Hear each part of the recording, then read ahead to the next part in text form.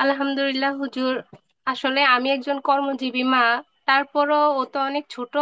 উম, আমি ওকে চেষ্টা করি আপনাদের রেকর্ড ক্লাস পাশাপাশি আমি সময় দেই সকালবেলাও, অফিস থেকে আসার পরে দুপুরও পড়ানোর চেষ্টা করি ঘুমানোর আগে, সন্ধ্যাও, তারপরে ক্লাস শুরু হওয়ার আগেও চেষ্টা করি ওকে। ও নিজে থেকে সবকিছু আসলে ওভাবে এখনো বেড়ে উঠে নাই।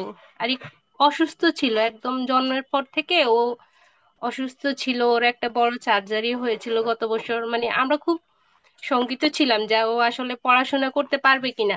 জি, জি। আপনাদের কোরআনের পাঠশালার সাথেই ওর প্রথম পাঠদানটা শুরু হয়েছে আর কি। আলহামদুলিল্লাহ আপনাদের, আসলে আল্লাহ এটা বড় নেয়ামত ছিল বলেই হয়তো ও এতটুকু আসতে পারছে আর কি। আমাদের আসলে আর কোনো বিষয় ইমপ্রুভ করার দরকার কিনা? আলহামদুলিল্লাহ হুজুর, আপনাদের সবকিছুই আমার ভালো লাগে। বললাম তো হুজুর, এটা আল্লাহর একটা বড় জি, জি। নেয়ামত আপনাদের সাথে পথ চলাটা।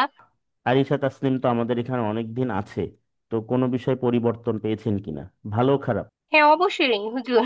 ওর এই বয়সে তাকে আমি চেষ্টা করি যে পাঁচ ওয়াক্ত নামাজেরই তাগিদ দেওয়ার জন্য, এবং সে মানে আপনাদের কথা মান্য করার চেষ্টা করে যে হ্যাঁ পড়তে হবে। দেখা যায় ওর থেকেও সিনিয়র কাজিন গুলা মানে ঠিক মতো পড়ছে না, কিন্তু করছে ও না। জি, জি। চেষ্টা করতেছে, পড়ার চেষ্টা করতেছে, কথাগুলা শোনার চেষ্টা করতেছে। ওর আসলে হুজুর ওই যে বললাম তো, ওর ওভাবে মানসিক বিকাশটা হয়নি দীর্ঘদিন জি, অসুস্থ জি, জি। থাকার কারণে। মানে মানসিক ভাবে সে আসলে অনেক পিছিয়ে, বোধগম্যতার দিক দিয়ে ও অনেক পিছিয়ে। মানে সবকিছু সবাইকে নিয়ে মানে বুঝানো, নিজে যে গুছিয়ে সবকিছু বলবে ওভাবে আসলে সে পারে না।